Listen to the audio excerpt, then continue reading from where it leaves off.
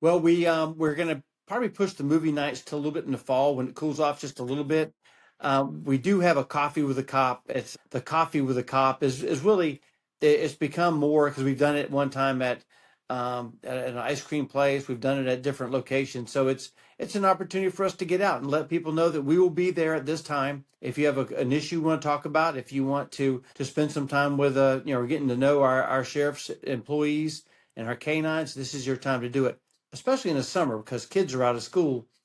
I've said, and I've reminded myself many times of this during this process, Rick. I've said that was always going to be the challenge of this project. Is you got a lot of moving parts with a lot of different opinions and all of that. And if the city is successful in this, we're going to look back not just at the money. It's how do you get to make great things happen? We've got to get difficult conversations and get everybody in the gumbo, and let's figure out something that's palatable for everyone. And so We have 7 perfect scores of 10.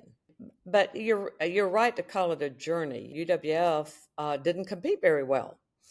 Not because we weren't a good place, but the things they were measuring needed to be things that we set as a priority. So we did organize the war room. So it was an uphill climb, and it's never easy. This does not end. We can never rest and say, we've got it made now. Someone in the governor's office, maybe Casey DeSantis herself, had this bright idea like, let's hire unlicensed social workers to do social work with the whole goal of getting people off of welfare. But at the end of the day, you're just hiring unlicensed social workers to do social work. So if we can be more honest about what this program is, cut out the fluff, cut out the BS, and talk about, all right, we need more social workers. Well, we can have an honest conversation.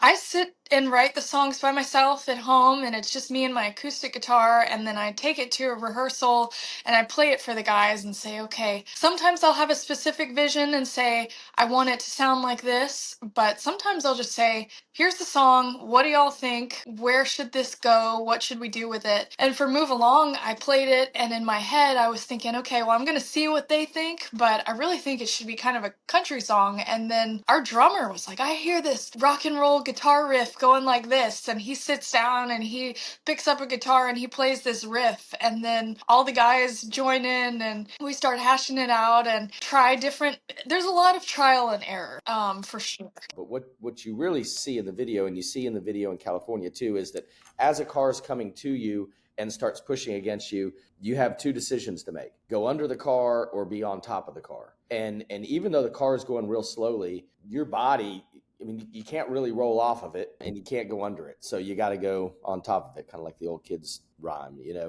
So that's what he did. He wound up on the car, and all of a sudden this driver just took off, started going faster. So that is our peak season, and wouldn't plan. Well, you can't really form your life around hurricane season. You plan what you can, and then if a storm forms, then maybe you have to cancel those plans. But me being in my career as a meteorologist and emergency management coordinator, I can't really plan to go at least far away during those months, knowing that there's a potential that a storm may form and I may have to be called back to come into work, because we deployed several times during those months last year for hurricanes that impacted elsewhere and help our neighbors.